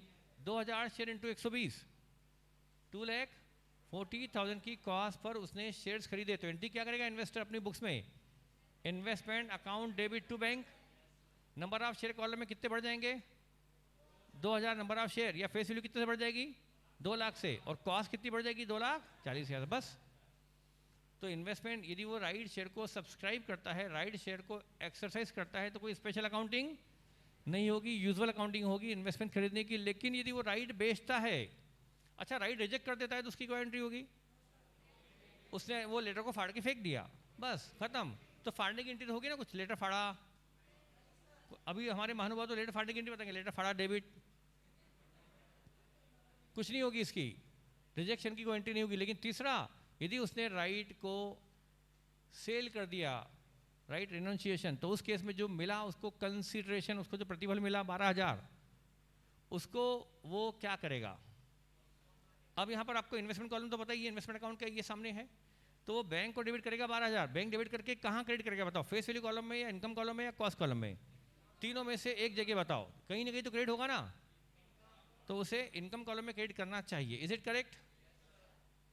और इनकम कॉलम में भी क्रेडिट कर सकते हैं, पर मॉड्यूल कई बार उसको सीधे पीएल में क्रेडिट कर देता है, इनकम मानते हुए सीधा पीएल में क्रेडिट करता है। पर मेरे हिसाब से उसको पहले इनकम में लाना चाहिए और इनकम के थ्रू ले जाना चाहिए पीएल में। वो डायरेक्ट कहाँ ले जाता है? पीएल में। मुझे समझ में नहीं आया उनका ये ट्रीटमेंट। पता पड़ना चाहिए ना कि हमको ये 12,000 मिला है इस इन्वेस्टमेंट पे, तो 12,000 पहले इनकम में आना चाहिए, और फिर वहाँ के इनकम वैसे भी कहाँ जाती है? प्रॉफिट एंड लॉस में। तो मेरे हिसाब से तो वो जो कंसिडरेशन मिलेगा ऑन सेल ऑफ राइट, वो इनकम कॉलम में लिया जाना चाहिए। इनकम ही तो है ना इन्वेस्टर की, जो 12,000 मिला है वो उसको इन्वेस्टर क्या मानेगा? अपनी इनकम मानेगा। तो यदि मैं आपको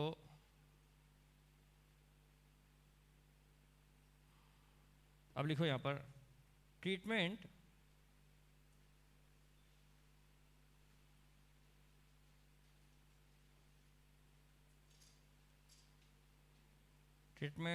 in the books of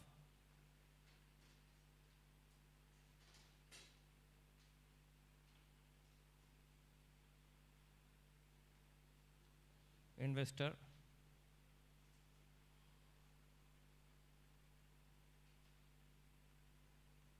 if equity shareholder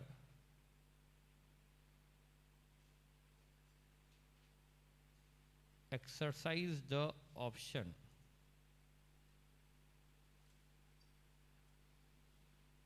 either fully or partly,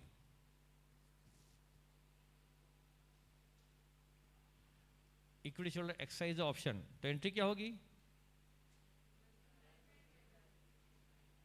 investment account debit to bank.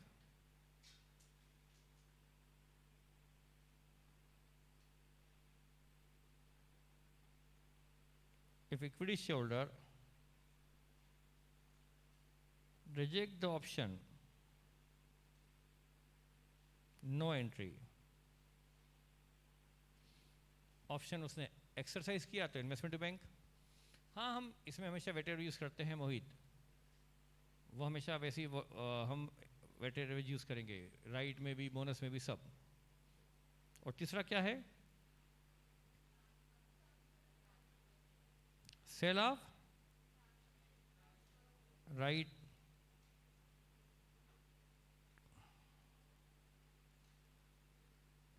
Treatment of consideration on sale of right, treatment of consideration on sale of right।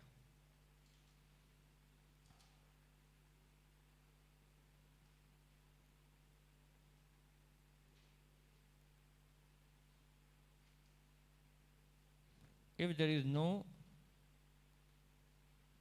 immediate fall in value of investment,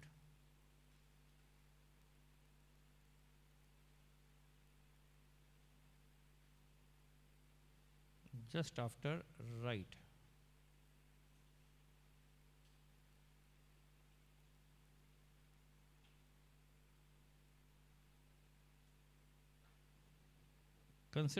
consider it as an income। हमें उसे income मानना चाहिए।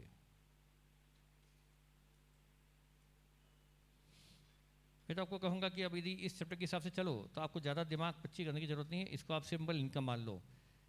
Treatment of consideration on sale of right, जो बेचने से मिला आपको 12,000 something, वो आप क्या मान लो? इनकम मान लो, और कुछ ज़्यादा दिमाग हाँ, ए जो है 13 है, उसकी लैंग्वेज थोड़ी सी डिफरेंट है। पर वो हमारी ज़्यादा काम की नहीं, वो आपको अकाउंटिंग स्टैंडर्ड जब पढ़ाया जाएगा तब बताया जाएगा। मैं आपको इन शॉर्ट बता सकता हूँ।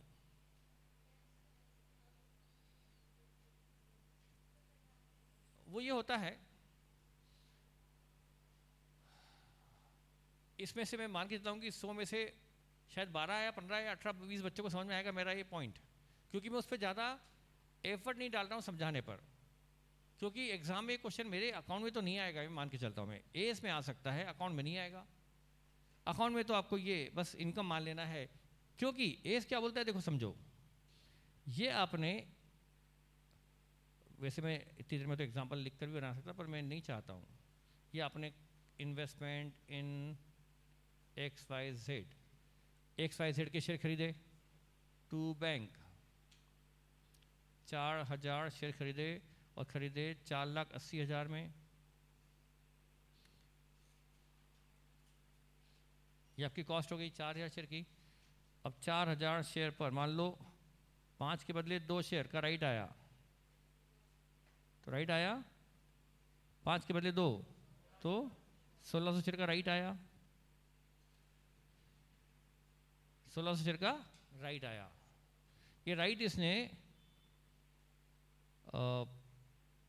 5 रुपये पर शेयर पर बेच दिया, तो कितना है 8,000। 8,000 क्या आया कंसिडरेशन,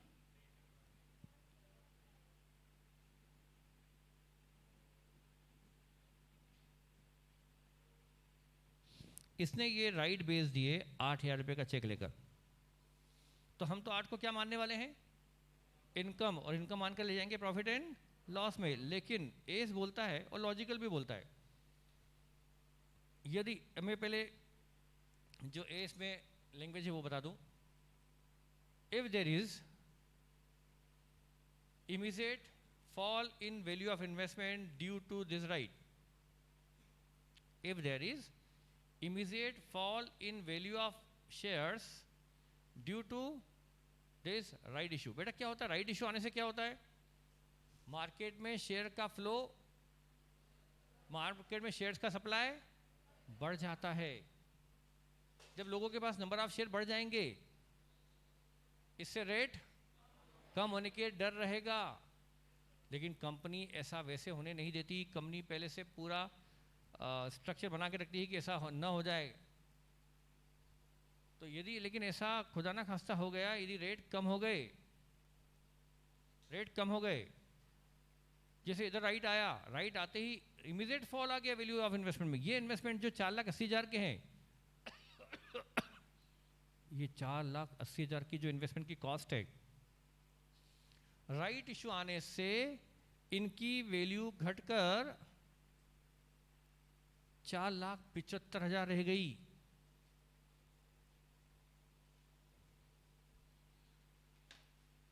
यदि इसकी वैल्यू घटकर 4,75,000 रह गई due to right issue, just after right, right जैसी आया वैल्यू में कमी आ गई 4,75,000, तो ये मार्केट में रेट कमी I just after the right, तो ये राइट की वजह से कमी आई है। कितने का लॉस हुआ राइट की वजह से, मैं मत बताओ, अभी आराम से बात करते हैं, इधर ऑनलाइन वाले से पूछ लेते हैं। हाँ अर्चित ने सही बताया, यश ने सही बताया, आस्था ने सही बताया, फेस वाले अभी चुपचाप बैठे हैं, हितेश ने सही बताया, यश ने सही बताया, आदित्य ने सही बताया, और नाम लेते जाऊं, जानवी ने सही बताया। इधर से कोई जवाब ही नहीं है।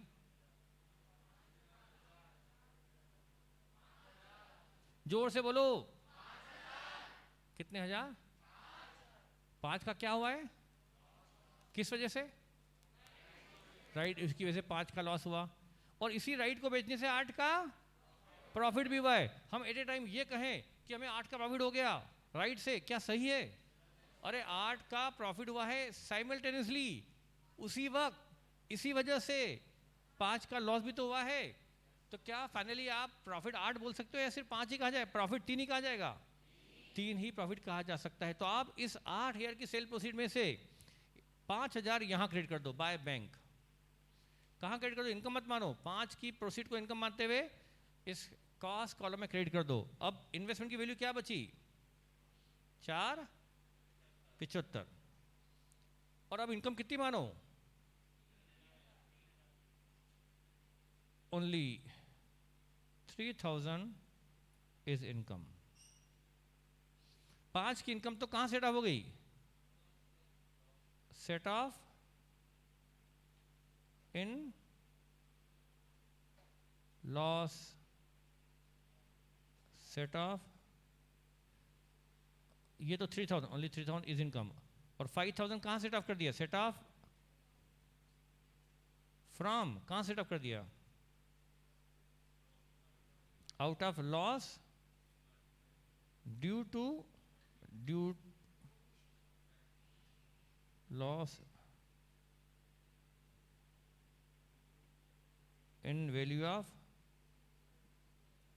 Investment due to right. Right की वजह से आपको 8 का प्रॉफिट हुआ था क्योंकि राइट बेचे, पर साइमल्टेनियसली आपको 5 का लॉस भी हुआ। तो आप बेटा इधर इन्वेस्टमेंट की वैल्यू चूंकि 475 रह गई है तो उसको 480 पे कैसे दिखाएं? तो इसमें से क्या करें? 8 की इनकम में से 5 की इनकम को कहां सेट अप कर लें? इन्वेस्टमेंट के लॉस को सेट अप करने में यूज कर लें। तो 5 की इनकम तो कहां काम आ गई? 5 के लॉस को सेट अप करने में। अब इनकम कितनी बची? 3000 को ही इनकम में लेके जाओ। तो यदि कब आपको ये जो कंसीडरेशन है कब इन्वेस्टमेंट अकाउंट में क्रेडिट करना पड़ता है और कब इनकम में ले जाना पड़ता है? If there is no immediate fall in value, immediate fall मतलब इमीडिएट फॉल इन वैल्यू है ही नहीं, इन्वेस्टमेंट की वैल्यू में कोई कमी नहीं आई। 480 की वैल्यू थी बिफोर राइट इशू और 480 ही है आफ्टर राइट इशू। इन्वेस्टमेंट की वैल्यू में कमी नहीं आई, तब बताओ इन्वेस्टमेंट की वैल्यू में कमी नहीं आई और हमको इधर राइट बेचने पर 8000 मिला तो क्या होगा? लॉजिक 8 पूरा पूरा इनकम मान लेंगे। तब हमें इधर इन्वेस्टमेंट, इस सेल प्रोसीड, इस कंसीडरेशन को इनकम कॉलम में क्रेडिट करेंगे या इन्वेस्टमेंट कॉलम में क्रेडिट करेंगे? बताइए किस कॉलम में क्रेडिट करेंगे? इनकम कॉलम में क्रेडिट करेंगे। कब? जब इन्वेस्टमेंट की वैल्यू में कोई फॉल। तो मैंने ये तो लिखा है बेटा, देखो, if there is no immediate fall in value of investment just after right. यदि इन्वेस्टमेंट की वैल्यू में कोई फॉल नहीं है, इन्वेस्टमेंट पे कोई लॉस नहीं है, इन्वेस्टमेंट की वैल्यू में कमी नहीं आई है, राइट इशू से हमें कोई लॉस नहीं हुआ है, उल्टा हमें 8000 की प्रोसीड हो गई है, तो फिर 8 की पूरी पूरी प्रोसीड को हम इनकम में ले जाएंगे। ये आपको अकाउंटिंग स्टैंडर्ड का पॉइंट है। आई डोंट थिंक फिर भी मुझे बताना जरूरी था, कुछ तो मुझे बताना, उतना मैंने बता दिया। क्योंकि मैंने अकाउंट के जितने भी एग्जांपल देखे, क्वेश्चन देखे, किसी भी क्वेश्चन ने ये कभी नहीं कहा कि राइट इशू आने से इमीडिएट फॉल हो गया। कहीं लिखा हुआ शब्द मिलेगा ही नहीं किसी क्वेश्चन में। इसका मतलब इमीडिएट फॉल नहीं हुआ, और इमीडिएट फॉल नहीं हुआ तो पूरे पूरे 8000 को क्या मान लो? इनकम मान लो। उसको इनकम कॉलम में ले जाओ, इन्वेस्टमेंट कॉलम में ले जाने की जरूरत नहीं है। आया समझ में? और इन्वेस्टमेंट में लॉस ही 10 का हो जाता तो पूरा 8000 इन्वेस्टमेंट अकाउंट में क्रेडिट कर देते। तो यदि there is no immediate fall in value of investment just after right, तो कंसीडर्ड इट एज एन पूरे 8000 की सेल प्रोसीड को, पूरे पूरे कंसीडरेशन को आपको इनकम मान लेना चाहिए। आया समझ में?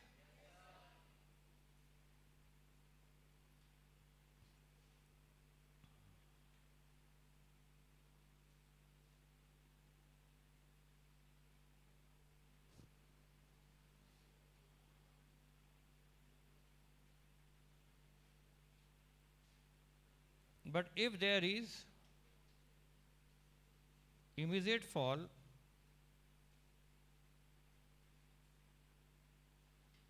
in value of investment,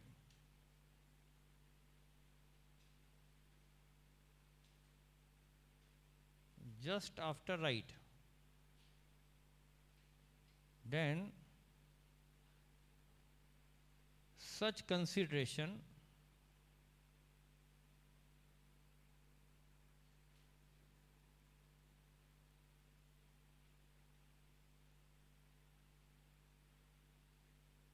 shall be credited to investment account.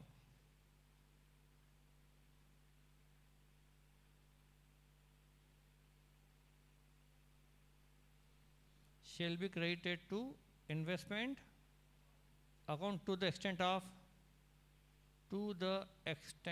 of fall in value. जैसे फॉल 5 रखा था तो 5 शेयर ही जाएगा इन्वेस्टमेंट अकाउंट में, to the extent of fall in value.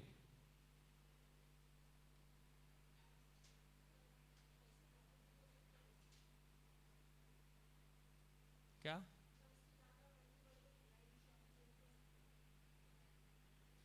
Value बढ़ गई तो क्या हम बढ़ावा प्रॉफिट बुक करते हैं क्या बेटा? हम एंटीसिपेट लॉस बुक करते हैं, प्रॉफिट का बुक करते हैं.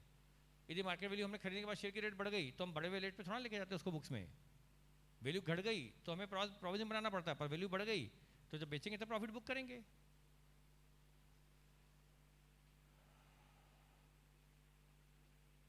ये एग्जांपल लिखाऊं क्या है फॉल इन वैल्यू का? हाँ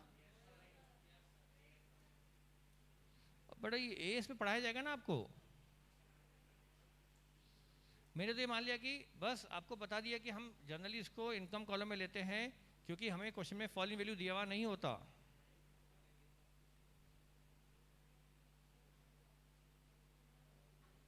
हाँ आप बोलो तो मैं एग्जांपल लिखाऊं, एग्जांपल कराऊं.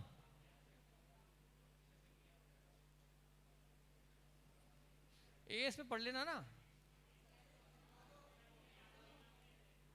हाँ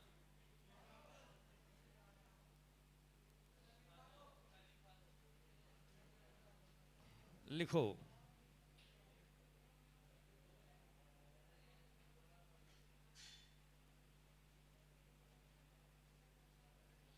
example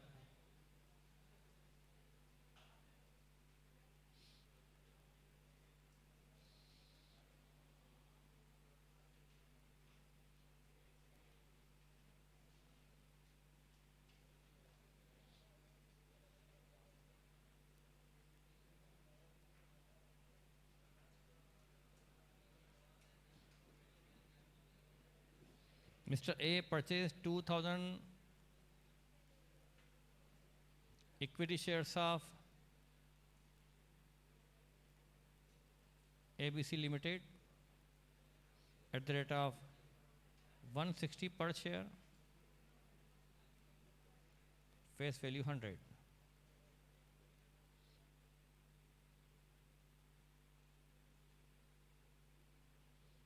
ABC Limited announced as under.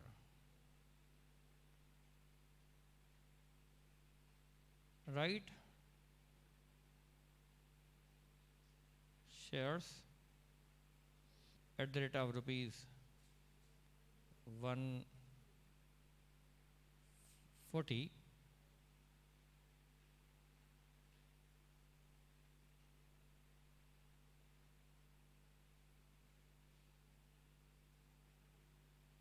for every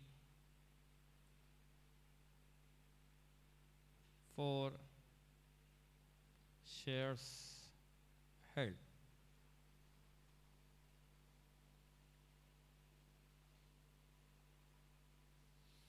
Write share at the rate of 140 for every 4 share. 4 के बदले एक ही हुआ ना राइट शेयर.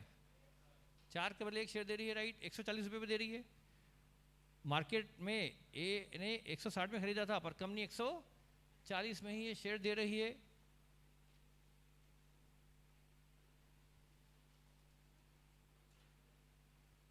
तो मिस्टर ए ने शेयर खरीद लिए तो उसके लिए तो मुझे कुछ बताने की जरूरत नहीं है ना खास करके. अच्छा mister A sold his right to Mr. Y at a consideration of rupees 8 per share.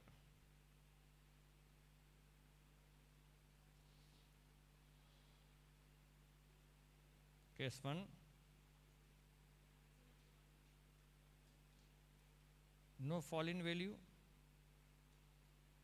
Case 2,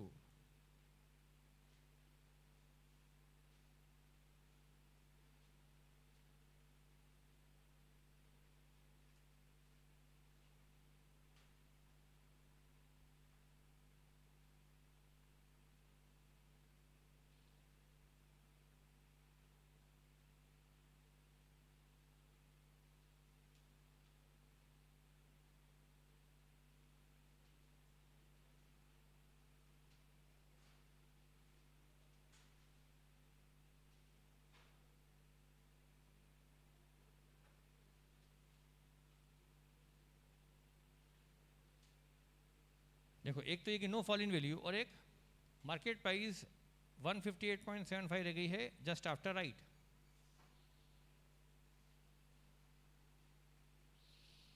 तो हम बनाते हैं सॉल्यूशन।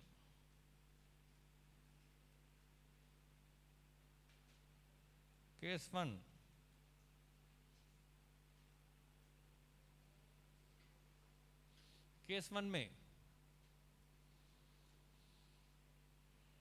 केस 1 में हम क्या करेंगे, फटाफट देख लो, हम देख ही लेते हैं।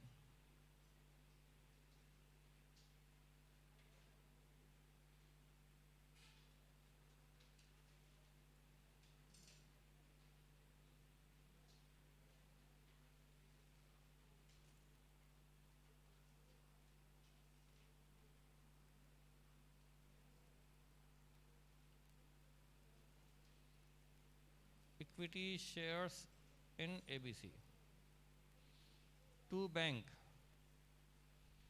2000 शेयर खरीदे 160 में 3,20,000।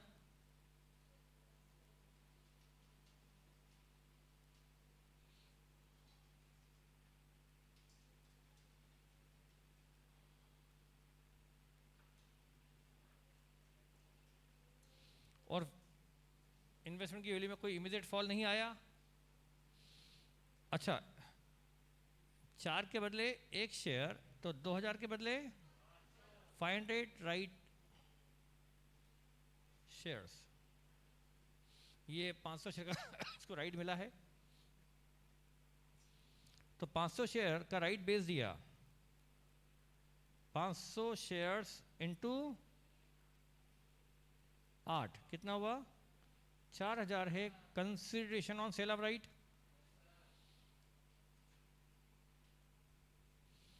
तो बाय बैंक कर दिया जाए। बाय बैंक इसको कहाँ ले लूँ, इनकम कॉलम में 4000 ले लिया जाए इनकम कॉलम में।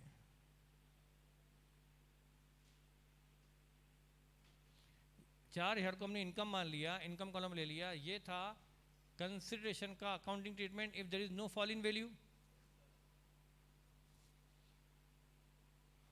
केस 2,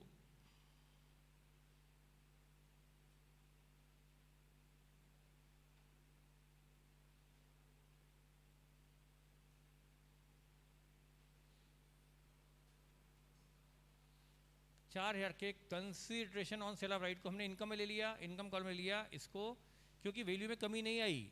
मतलब हमें राइट इशू से प्रॉफिट ही प्रॉफिट हुआ है, कोई लॉस वैल्यू में कमी नहीं आई इन्वेस्टमेंट की, मतलब इन्वेस्टमेंट पे कोई लॉस नहीं हुआ, बल्कि 4,000 हमें मिल गया, तो ये हमारा प्रॉफिट हो गया।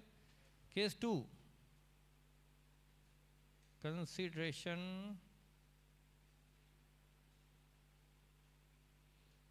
ऑन सेल ऑफ राइट तो वही रहेगा 4000।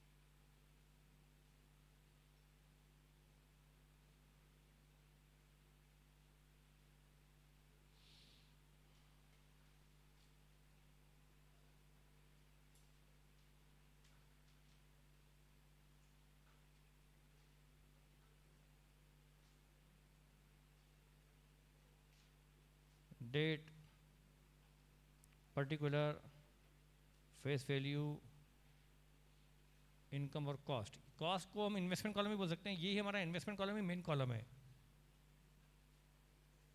हाँ बेटा, ऑनलाइन में कई बच्चे जवाब दे रहे हैं। फिर से यहाँ पर टू बैंक किया मैंने, 2000 शेयर्स खरीदे at the rate of 160, cost होगी 3,20,000।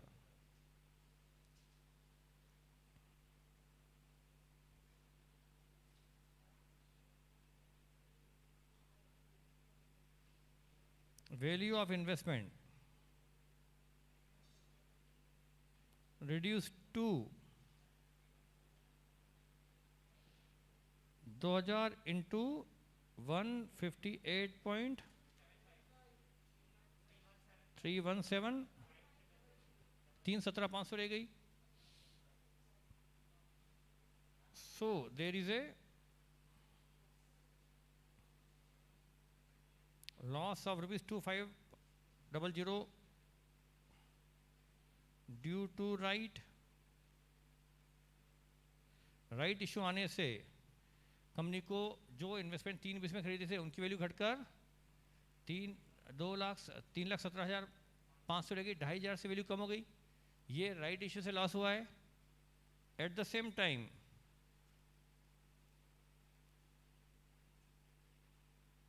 There is profit of ₹4,000 on sale of right. At the same time उसी वक्त हमें राइट पर 4 का प्रॉफिट भी है, तो एट द सेम टाइम एक ही वक्त पर हमें 4 का प्रॉफिट भी है और उसी वक्त हमें 2.5 का लॉस भी है। समय भी सेम है और कारण भी राइट इशू है। तो एट द सेम टाइम हम 4 का प्रॉफिट कैसे बोल सकते हैं जब हमें 2.5 का लॉस भी हुआ है इसी डील पर, इसी ट्रांजेक्शन पर, इसी राइट इशू से same day.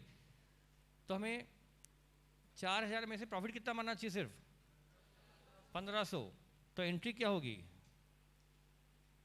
Entry bank account debit कितना? 4,000 टू इन्वेस्टमेंट अकाउंट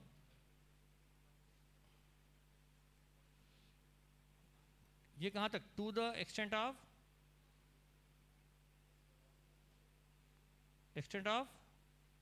फॉल। कितने का फॉल हुआ? तो हमें 4 हेयर की प्रोसीड में से पूरा 4 हेयर इन्वेस्टमेंट कॉलम में क्रेडिट करना है या उतना ही क्रेडिट करना है जितने का फॉल हुआ है? To the extent of fall in value. To the extent of fall in value मतलब 2,500 ही क्रेडिट करो और बाकी कहां ले जाओ? Income on sale of right. ये जाएगी प्रॉफिट एंड लॉस में 1,500। बस।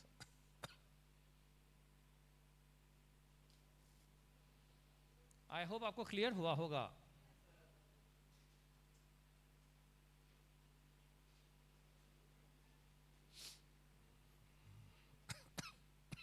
हटाऊं बेटा इसको? तो यहां पर बाय बैंक कितने से आ जाएगा? यहां तो आएगा 1,500 और यहां आएगा 2,500।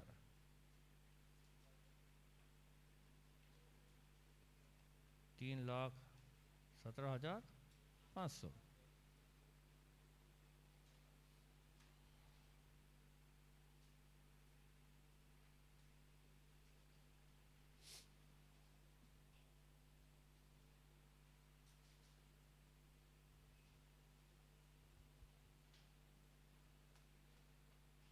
हो गया क्या? लॉजिक से क्लियर हो गया?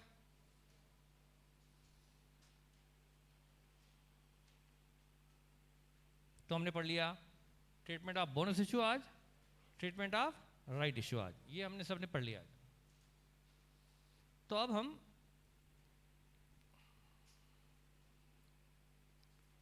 कोई क्वेश्चन छोटे वाले इजी वाले क्वेश्चन ले सकते हैं। हटाओ इसको। तो अब आइए चैप्टर इन्वेस्टमेंट नोट्स पर आइए।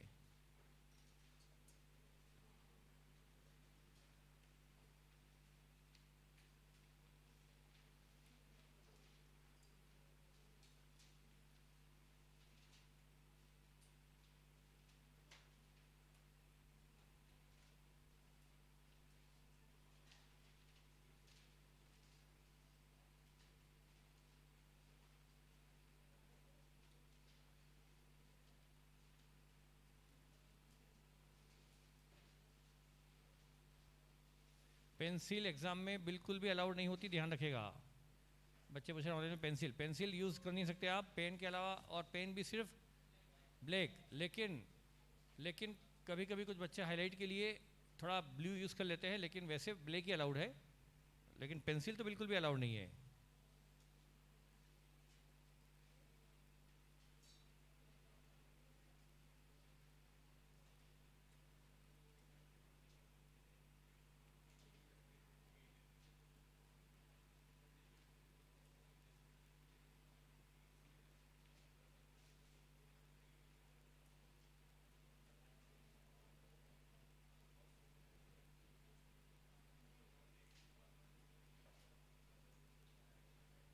आप होमवर्क के क्वेश्चन 1 पे आइए। होमवर्क का क्वेश्चन 1, पेंसिल का यूज अलाउड ही नहीं बेटा। चलिए क्वेश्चन 1, अब आपकी कॉपी पेन बंद हो जाना चाहिए ना कायदे से।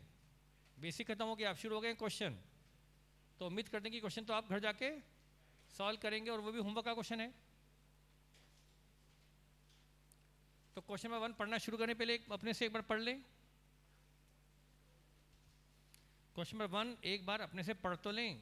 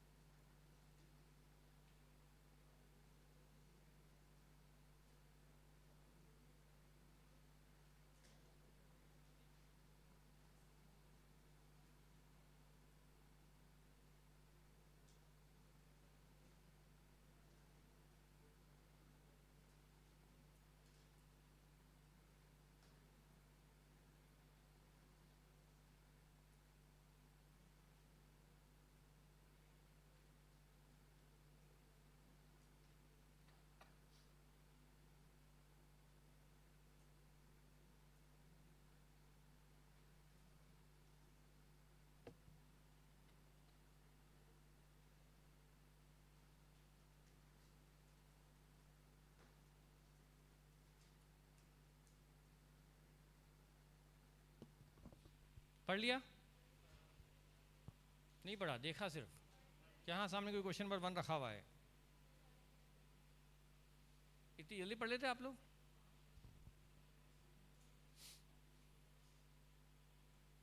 पढ़ लिया, ठीक है। अब मैं पढ़ता हूँ। मिस्टर कृष्णमूर्ति ने 1 अप्रैल 2010 को 1000 शेयर्स खरीदे हैं 100 रुपये वाले 120 में। ये कंपनी टेल्को है। टेल्को कंपनी के 1000 शेयर्स 100 रुपीज़ वाले 120 में खरीदे हैं अप्रैल 2010 को मिस्टर कृष्णमूर्ति ने। कृष्णमूर्ति इन्वेस्टर एक ब्रोकर से खरीदे, और जो ब्रोकरेज चार्ज करता है 2%। इसके बाद उन्होंने ही इनकर्ड 50 पैसा पर 100 rupees as a cost of share. हर 100 रुपये पर 50 पैसा की शेयर ट्रांसफ़र फीस भी लगती है। और 31 जनवरी 2010 को इनको बोनस शेयर मिले हैं in the ratio of 1 for every 2 share held. 2 के बदले 1 बोनस मिला है। Before and after the record date of bonus share, the shares were quoted at 175 per share and 90 rupees per share respectively. Bonus share के पहले rate क्या था market में? Bonus share के पहले रेट जो 175 था, बोनस के बाद वो घटकर 90 रुपीज़ रह गया है मार्केट में। On 31st March 11, Mr. Krishnamurthy sold bonus share to a broker who charged 2%. उसने अपने बोनस शेयर बेच दिए ब्रोकर के थ्रू, और ब्रोकर ने चार्ज की है 2% brokerage. Show the investment account in the books of Mr. Krishnamurthy who held the shares as a current asset, and closing value of investment shall be made at cost or market whichever is lower. आपको investment को value करना है cost और market whichever is, मतलब वो shares को short term investment मान रहा है या लॉन्ग टर्म। और वैसे भी दिख भी रहा है कि उसने खरीदते बेच भी तो दिए। जल्दी जल्दी बेचना ये शो करता है कि उसने इन्वेस्टमेंट को शॉर्ट टर्म ही माना। ये नहीं लिखा होता ना शॉर्ट टर्म माना, तो भी हम क्या मानते? शॉर्ट टर्म ही मानते, क्योंकि उसने इन्वेस्टमेंट जल्दी से बेच भी दिए कुछ तो ठीक है। अभी मैं क्वेश्चन करवा तो रहा हूं, लेकिन करवाने लायक क्वेश्चन है नहीं, पर स्टार्टिंग है, इसलिए मैं करवा देता हूं आपको कि आपको घर पे जाके क्वेश्चन कैसे करना है उसकी मैं हिंट दे रहा हूं, ठीक है? तो यहाँ मैंने बनाया, ये है होमवर्क का क्वेश्चन नंबर 1। ये मैंने बनाया investment account, investment in equity shares of Telco limited. Column में फटाफट बना रहा हूं, डेट कॉलम। क्या क्वेश्चन है, डेट भी दी है, particular column,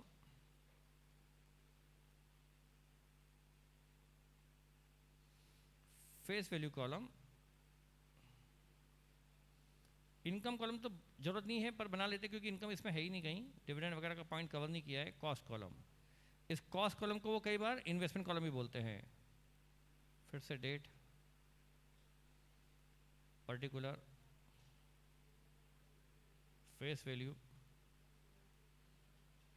income,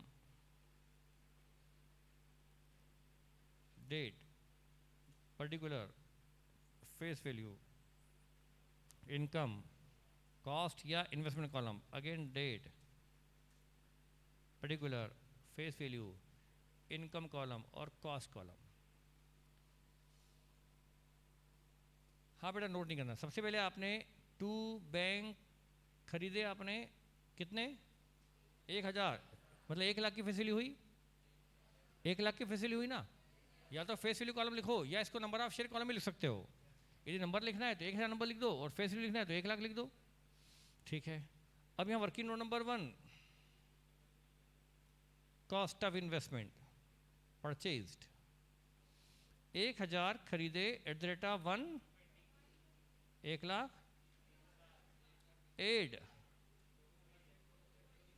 brokerage at the rate of 2%, 2400, और एड स्टैम्प चार्जेस हर 100 रुपये पर 50 पैसा, हर 100 रुपये पर 0.5 रुपीज़, हर 100 रुपये पर 50 पैसा, तो 1,20,000 पर, हर 100 रुपये की कॉस्ट पर 50 पैसा, तो 1,20,000 पर 600, 1 लाख।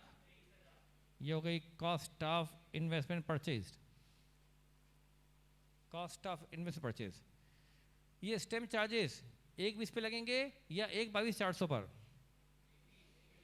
ये स्टैम्प चार्जेस 1,20 पे लगेंगे या 1,22,400 पर? क्या ब्रोकेज पे भी स्टैम्प चार्जेस लगते हैं? नहीं लगते ना, 1,20 पे लगेंगे, ठीक है। 1,23 हो गया, यहाँ लिख दिया मैंने 1,23,000 as per working note number 1। ये हो गया इन्वेस्टमेंट खरीदने की कॉस्ट की एंट्री। इसके बाद बोनस आया, बोनस, इसकी कोई एंट्री नहीं, 2 बोनस नहीं होता, बस बोनस लिख दो, bonus. Working note number 2, bonus, 2 के बदले 1 है ना, 2 के बदले 1, तो 1000 के बदले 500 शेयर्स, तो 500 शेयर्स मतलब 50,000 के बोनस शेयर मिले आपको, पर इसकी cost no entry, no cost.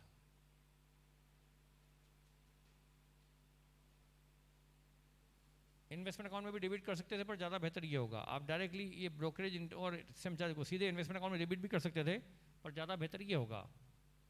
अब इसके बाद क्या हुआ, राइट आया क्या, बेच दिए, बेच दिए ना, बस बाय बैंक, बोनस शेयर बेच दिए, मतलब 500 शेयर बेच दिए, 50,000 के शेयर बेच दिए, 500 शेयर बेच दिए।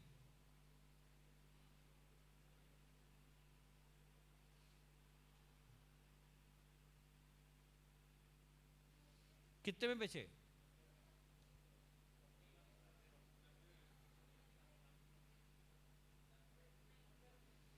Working note number 3, sale proceed and profit or loss on sale of 500 shares।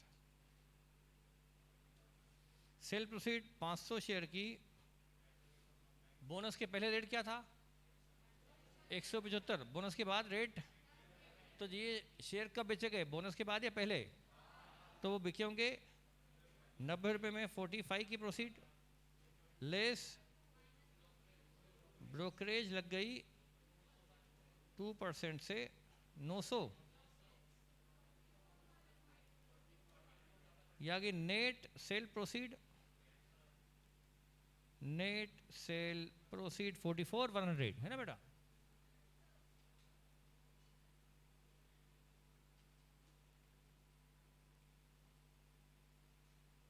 तो इसको क्या करें 44 यहां क्रेडिट कर दें। अब देखें इस पर प्रॉफिट हुआ या लॉस हुआ, तो उसके लिए नीचे प्रॉफिट या लॉस।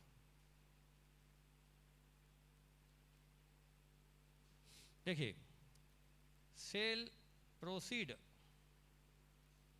44 लेस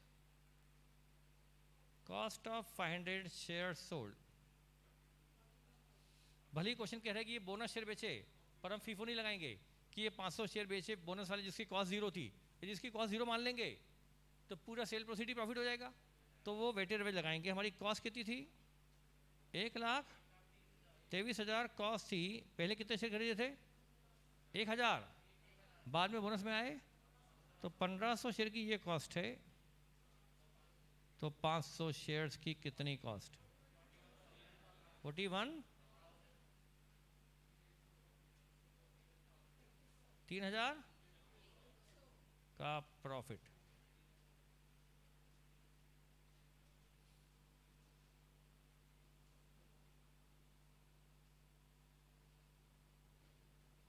तो हमने वेटेड एवरेज लगाया है इसमें, भले उन्होंने कहा है कि बोनस शेयर बेचे हैं, पर फिर भी हमने क्या लगाया है वेटेड एवरेज लगाया है कि जो बिके हैं हमने वेटेड एवरेज से बेचे।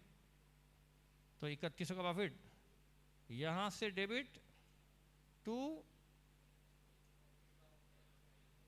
प्रॉफिट ऑन सेल, 31 यहां से डेबिट प्रॉफिट में क्रेडिट, प्रॉफिट जाएगा पीएनएल में। अब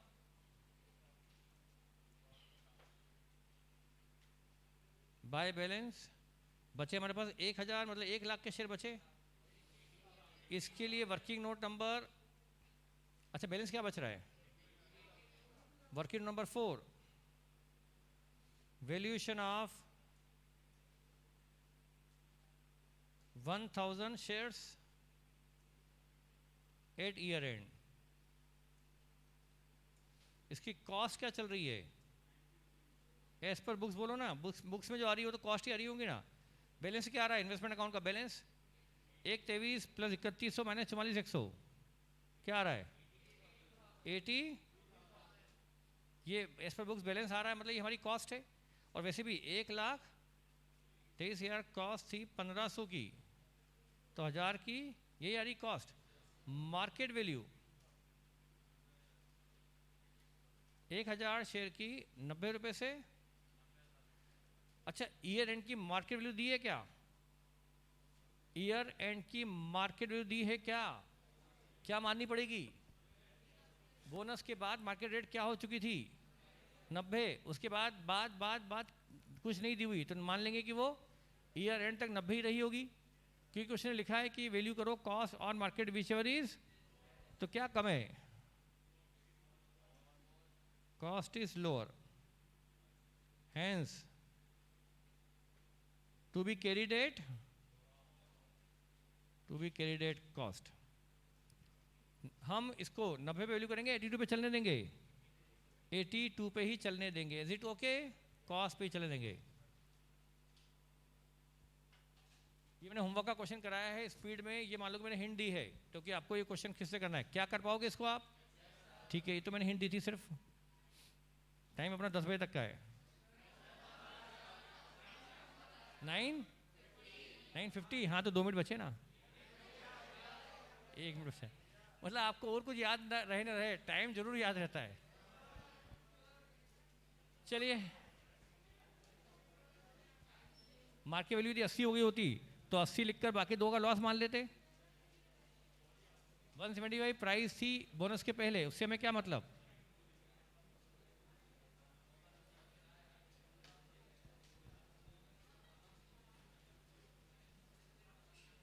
अब वो बेटा 175 से घट के 90 रह गई, वो क्वेश्चन ने दिए वैसे इतनी जल्दी इतना रेट कम होती नहीं बोनस के बाद, पर क्वेश्चन ने दिया है कि कम हो गई तो हो गई, क्या करें सर? 90,000 होता तो प्रॉफिट बुक करते क्या? एंट्री प्रॉफिट कॉस्ट और मार्केट रिस्क से लोअर पे करते, फीफो नहीं फॉलो करेंगे, वेटेड एवरेज करेंगे। फीफो में कॉस्ट जीरो कैसे होगी बेटा? आपको फीफो लगाना ही नहीं है ना, तो मत करो ना उसको। पहले आप सोचो कि यदि फीफो वालों करते तो वो 500 शेयर जब भी बिकते तो उसकी कॉस्ट जीरो होती कि नहीं होती, पहले वो सोचो आप घर पर। मार्केट वैल्यू 80,000 होती तो हम यहाँ पर 82 की जगह 80 दिखा देते और 2 का लॉस मान लेते, बाय लॉस बाय P&L। 80,000 पर वैल्यू करके बाकी 2 का लॉस इन्वेस्टमेंट अकाउंट से क्रेडिट और P&L में डेबिट कर देते।